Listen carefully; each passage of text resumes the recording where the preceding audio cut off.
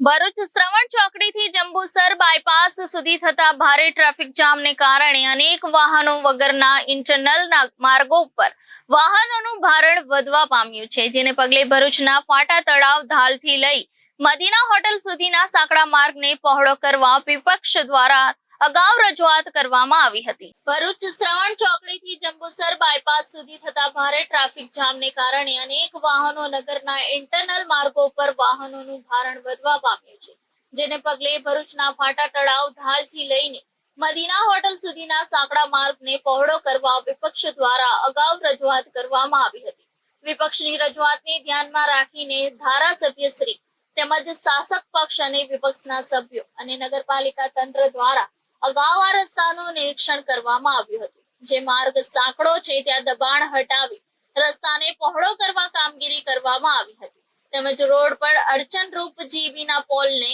Shift કરવામાં આવ્યા હતા। ધાડથી લઈ મોહમ્મદપુરા સુધી જ્યાં રસ્તો પહોળો કર્યો છે ત્યાં તેમજ બાયપાસ સુધીના રસ્તામાં ડામર કાર્પેટ કરવાની કામગીરી કરવામાં વિલંબ થઈ રહ્યો છે, તેથી આજ રોજ નગરપાલિકા વિપક્ષના સભ્યો દ્વારા તાત્કાલિક ધોરણે રસ્તાની કામગીરી પૂર્ણ કરવામાં આવે તેવી રજૂઆત નગરપાલિકા ચીફ ઓફિસર તેમજ કારોબારી ચેરમેનને કરવામાં આવી છે। Reporter Viral Gohil, Janadesh news, Rajkot.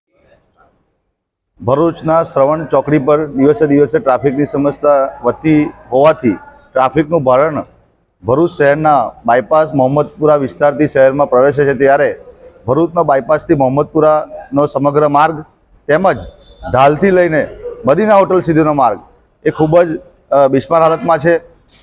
વિવિધ જગ્યાએ ખાડા પડેલા છે રસ્તા પર, અને જે થોડા મહિના પહેલાં જે ભરૂચ નગરપાલિકાના પ્રમુખશ્રી, ચીફ ઓફિસર શ્રી તેમજ કારોબારી અધિકારી અને ધારાસભ્યશ્રી સાથે એ વિસ્તારની મુલાકાત લઈ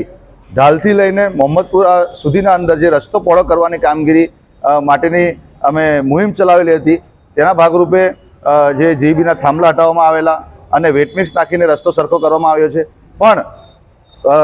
એ રસ્તાની કામગીરી કાર્પેટ કરવાની કામગીરી કોન્ટ્રાક્ટરને સોંપવામાં આવેલી હતી, પણ કોન્ટ્રાક્ટરની આળસાઈ અને નફટાઈના પગલે એ કામગીરી હજુ સુધી વિલંબમાં છે, કામગીરી થઈ શકી નથી। એટલે આજે અમે સમગ્ર વિપક્ષના સભ્યો દ્વારા નગરપાલિકાના ચીફ ઓફિસર તેમજ કારોબારી ચેરમેનને રજૂઆત કરેલી છે કે વહેલી તકે ઢાલથી લઈને મોહમ્મદપુરાનો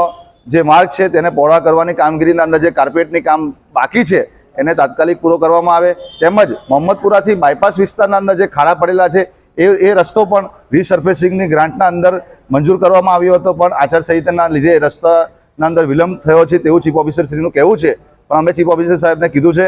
કે તાત્કાલિક ધોરણે એક ખાડાની કામગીરી પૂરવાની કામગીરી કાર્પેટ કરીને પણ એને પૂર્ણ કરવામાં આવે અને વહેલી તકે માર્ગ બનાવવામાં આવે એવી અમારી આજે ચીફ ઓફિસર શ્રીને રજૂઆત કરેલી છે। જો કોન્ટ્રાક્ટર પોતે જીત કરતો હોય અથવા તો પછી એની આળસાઈને જે રસ્તો ના બનાવતો હોય તો અમારી એવી તૈયારી છે કે 2 દિવસના કામગીરી ચાલુ નહીં થાય તો અમે કોન્ટ્રાક્ટરની ઓફિસના ત્યાં પણ ઘેરાવો અને ધરણા કરીશું। Reporter Viral Gohil, Janadesh news, Bharuch.